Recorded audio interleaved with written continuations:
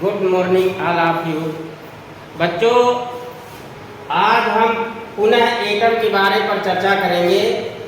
पहले हमने पढ़ाया कि परमाणु अविभाज्य है, लेकिन यह कथन जॉन डाल्टन ने 19वीं सदी में कहा था और उसके बाद विभिन्न वैज्ञानिकों ने ये कहा कि परमाणु विभाज्य है।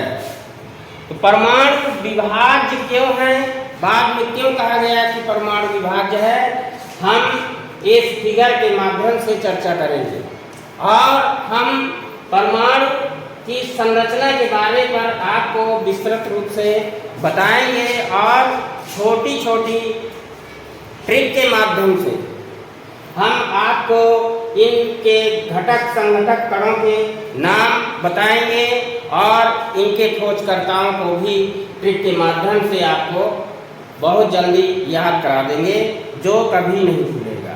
तो आइए चलते हैं परमाणु के पार्ट्स के बारे पर चर्चा करते हैं।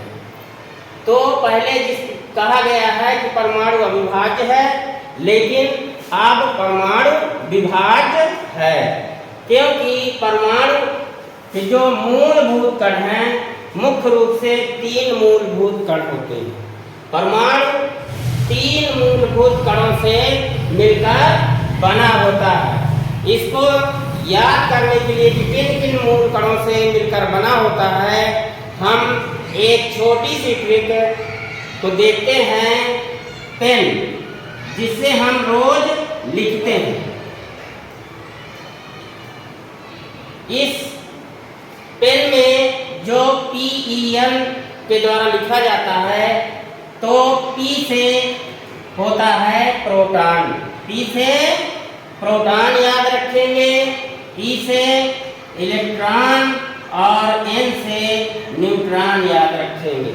अर्थात जो हमारा एटम है यानी कि परमाणु है, वह 3 भागों से मिलकर बना होता है। पहला है प्रोटॉन, दूसरा इलेक्ट्रॉन और तीसरा न्यूट्रॉन। इनको ही परमाणु का मूलभूत कण कहा गया है। इस आधार पर परमाणु को देखा जाए तो परमाणु के मुख्य 2 भाग होते हैं।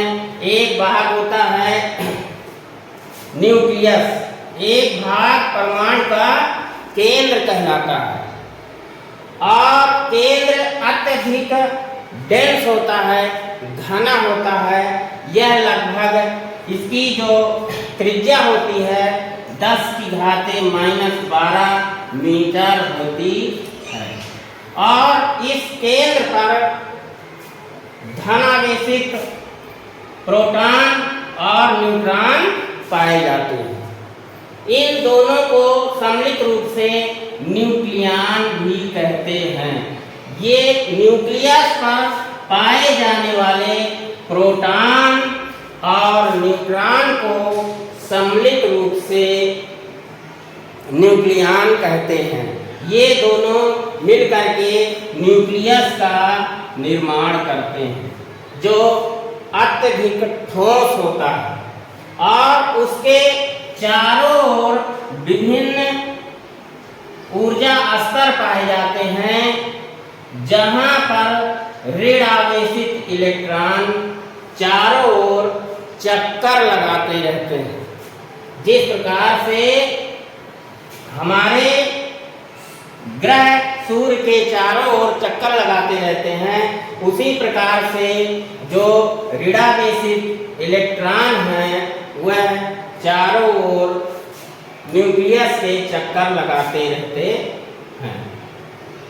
और न्यूट्रॉन क्या होता है, प्रोटॉन क्या होता है और इलेक्ट्रॉन क्या होता है, इस पर थोड़ी सी हम चर्चा करेंगे। कि प्रोटॉन जो परमाणु के नाभिक पर पाया जाता है, वो धनावेशित होता है और नाभिक पर ही दूसरा मूलभूत कण न्यूट्रॉन पाया जाता है, जो अनावेशित होता है। इस पर कोई आवेश नहीं होता है। अर्थात इसको एक उदाहरण के तौर पर देखा जाए कि न्यूट्रॉन न्यूट्रल होता है। अर्थात जिस प्रकार से कोई गाड़ी गियर में ना डालें और न्यूट्रल करके छोड़ दें तो वो कोई भी चाहे आगे से धक्का दे तो पीछे चली जाएगी और पीछे से धक्का देंगे तो आगे चली जाएगी। इसी प्रकार से न्यूट्रॉन है, न्यूट्रॉन पर कोई किसी भी प्रकार का आवेश नहीं होता। और जो तीसरा हमारा इलेक्ट्रॉन है, इलेक्ट्रॉन ऋणावेशित होता है, नेगेटिव चार्ज इसमें होता है और यह परमाणु के बाहर विभिन्न कक्षाओं में, विभिन्न निश्चित कक्षाओं में चक्कर लगाता रहता है और इनके खोजकर्ता भी अलग अलग हैं।